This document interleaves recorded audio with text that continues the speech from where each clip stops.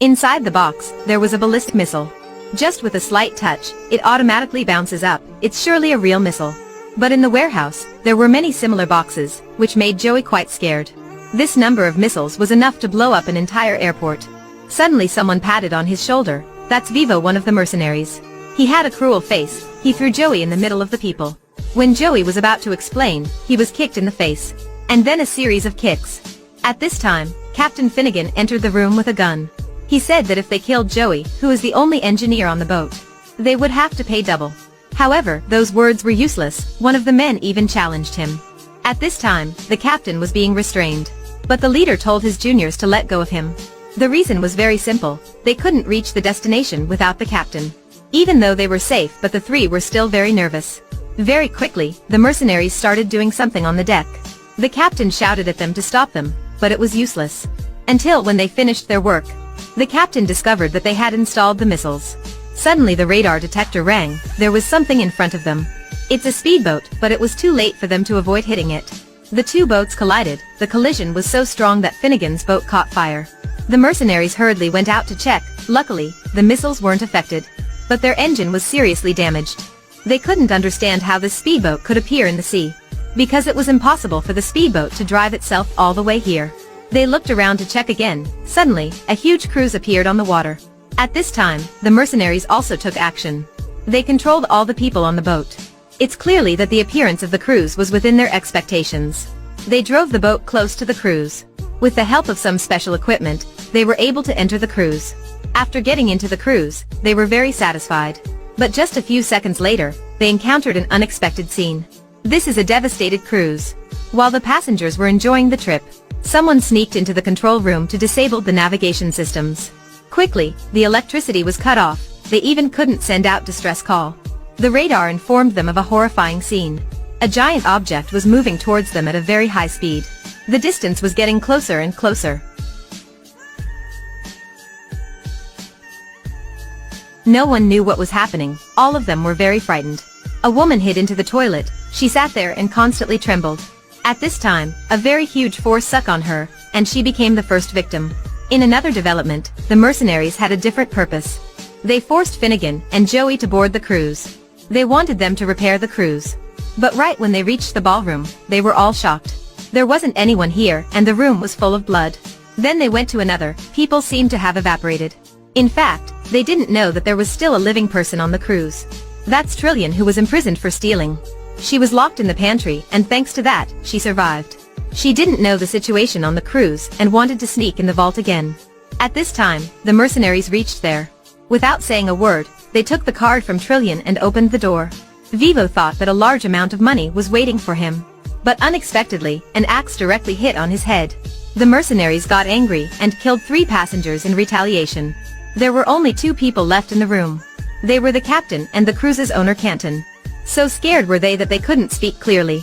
They just said that there was something on the cruise. As a result, right when they got in the elevator, they wanted to stop it, but all the buttons were broken.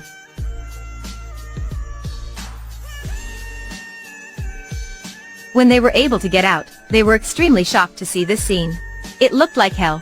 There was blood everywhere. The ground was also very slippery. At this time, something wanted to enter. The huge force made the iron door deformed.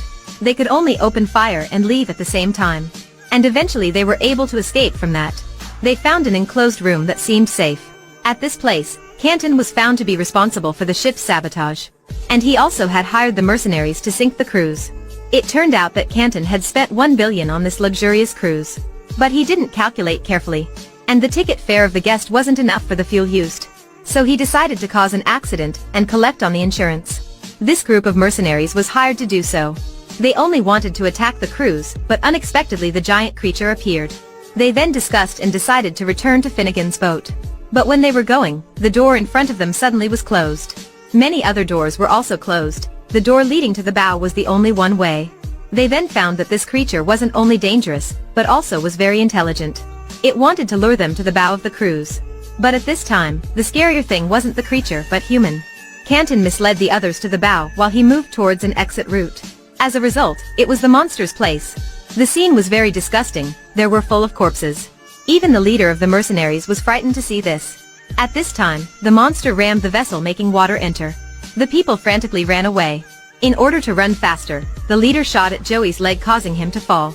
However, Joey luckily managed to escape. Looking at the gun on the table, he was very happy. As soon as he picked it up, a hand grabbed his shoulder. That's the leader. He was being partially devoured by the monster. He was in extreme pain and wanted Joey to help him. But because he was too scared, Joey could neither kill nor help him. He could only run away. But Joey thought that he could give him the gun, so that he could do it himself. Unexpectedly, his honesty wasn't appreciated. Please remember what I'm saying. Your honesty is very precious, but it should be given to the right one. When the leader was about to put an end to himself, he realized that he had wasted his last mercy shot. It was what he had to pay for betraying Joey's kindness. The leader was then slowly devoured by the monster. Joey and Finnegan eventually managed to get back to the boat. But Joey's girlfriend Layla had already died. He could only hold back tears and try hard to repair the boat. As for Finnegan, he was responsible for setting the boat's autopilot to crash into the cruise. He wanted to detonate the missiles to kill the monster. Right when they were about to leave, they heard Trillion's voice. Finnegan immediately rushed in to rescue her. It turned out that Canton had arrested Trillion. Fortunately, Finnegan came and shot him to help Trillion. After that, together they returned to the boat. But at this time, Joey had disappeared. There were only broken windows. His friend's disappearance made Finnegan extremely hopeless. But in the end, he still decided to start the boat's autopilot. As for Canton, when he escaped and saw the boat, he was very glad. And immediately jumped down. Just like that, this cruel guy received a bitter ending. Trillion and Finnegan ran away on a jet ski and managed to escape death. And the monster was also killed. At the end of the movie, they safely reached an island. But they were very hopeless because the jet ski broke down. And Joey was the only one who knew how to fix it. Meanwhile, they heard a voice. It was Joey. Before they could be cheerful, from afar came a roar. However, we didn't need to worry about this. Because they were good person, and I believe that the nature would treat them well.